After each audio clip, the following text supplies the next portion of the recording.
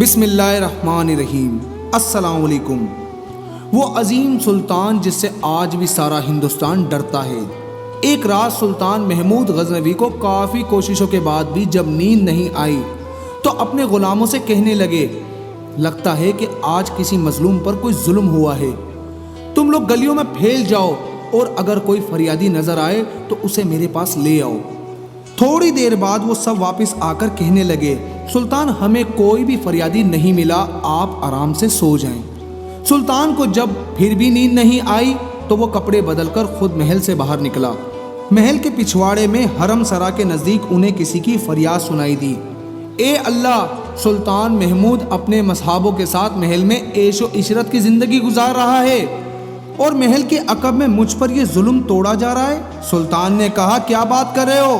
میں محمود ہوں اور تمہاری فریاد رسی کے لیے آیا ہوں، مجھے بتاؤ کیا ظلم ہوا ہے تمہارے ساتھ؟ آپ کے خواص میں سے ایک شخص جس کا نام میں نہیں جانتا ہر رات میرے گھر آتا ہے اور میری بیوی پر ظلم و تشدد کرتا ہے۔ اس وقت وہ کہاں ہے؟ شاید اب چلا گیا ہو، دوبارہ جب وہ آئے تو فوراً آ کر مجھے اطلاع کر دو۔ پھر سلطان نے اپنے محل کے دربان کو وہ شخص دکھایا اور کہا کہ جب بھی یہ دربار آئے اسے سیدھا میرے پاس پہنچا دو، اگر میں نماز کی حالت میں بھی ہوں تو پرواہ مت کرو۔ اگلی رات وہ شخص سلطان کے پاس آیا اور بتایا کہ وہ شخص اس وقت اس کے گھر میں ہے۔ سلطان اسی وقت تلوار ہاتھ میں لیے اس شخص کے ساتھ چل پڑا۔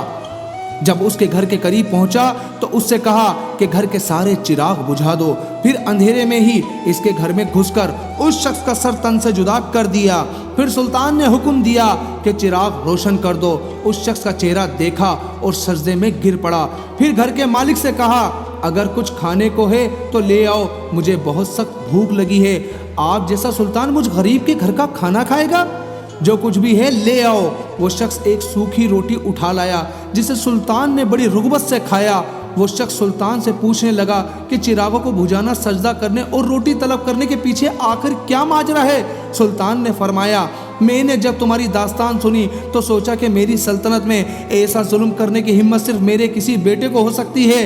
اندھیرا کرنے کو اس لیے کہا تھا شفقت میرے انصاف کے رستے میں حائل نہ ہو جائے۔ چراغ جلنے پر جب میں نے دیکھا کہ وہ میرا بیٹا نہیں ہے تو میں سجدہ شکر بجا لایا۔ کھانا اس لیے مانگا کہ جب سے مجھے تمہاری مصیبت کا علم ہوا میں نے اللہ کے سامنے قسم کھائی تھی کہ جب تک تمہیں انصاف نہیں مل جاتا میرے اوپر روٹی حرام ہے۔